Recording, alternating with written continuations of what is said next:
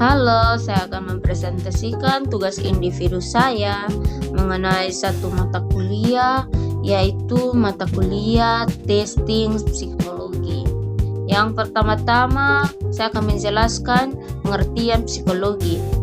Tes psikologi adalah instrumen yang disusun secara sistematis serta mengukur berbagai aspek individu seperti kemampuan, kecerdasan, kepribadian, bakat, minat, dan kondisi psikologis lainnya.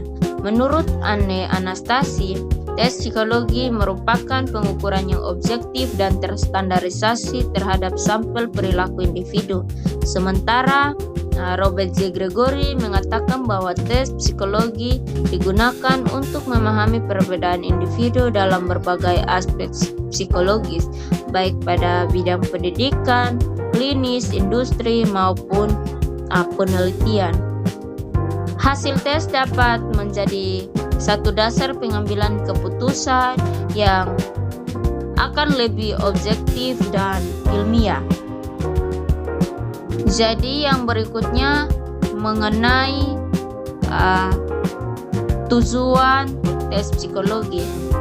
Tujuannya memperoleh informasi yang valid dan reliabel tentang individu sehingga dapat digunakan untuk memahami, memprediksi, dan mengembangkan potensi secara optimal. Oleh karena itu, tujuan utama tes psikologi bukan hanya memberikan skor atau nilai, tetapi juga memperoleh informasi yang akurat mengenai kondisi dan potensi seseorang. Informasi tersebut dapat digunakan untuk memahami individu secara lebih mendalam, memprediksi perilaku, serta membantu dalam pengambilan keputusan yang tepat dalam berbagai bidang seperti pendidikan, pekerjaan, dan lainnya. Yang berikut jenis-jenis tes psikologi. Dalam buku Gregory ada beberapa jenis, yaitu yang pertama tes intelijensi, yaitu mengukur kemampuan intelektual umum seperti pemahaman, penalaran, dan kemampuan memecahkan masalah. Yang kedua, tes bakat, menilai kemampuan khusus yang berkaitan dengan keterampilan atau tugas tertentu. Yang ketiga, tes prestasi, yaitu mengukur tingkat penguasaan atau hasil belajar seseorang pada suatu bidang tertentu. Umumnya digunakan untuk mengetahui pencapaian setelah pembelajaran atau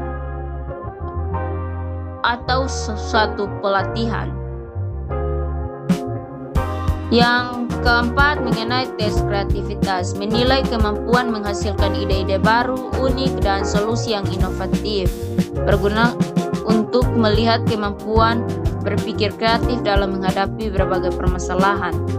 Yang kelima, tes kepribadian, mengukur karakteristik, sifat, dan pola perilaku yang membedakan individu.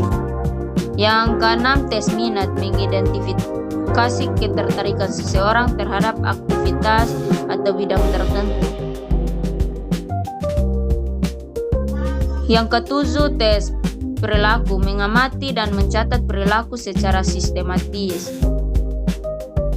Yang kedelapan, tentang tes neuropsikologi, menilai fungsi kognitif, sensorik, persepsi, dan motorik yang berkaitan dengan kerja otak. Berikutnya tentang syarat-syarat tes. Ada beberapa syarat, yaitu validitas, reliabilitas, objektivitas, dan standarisasi.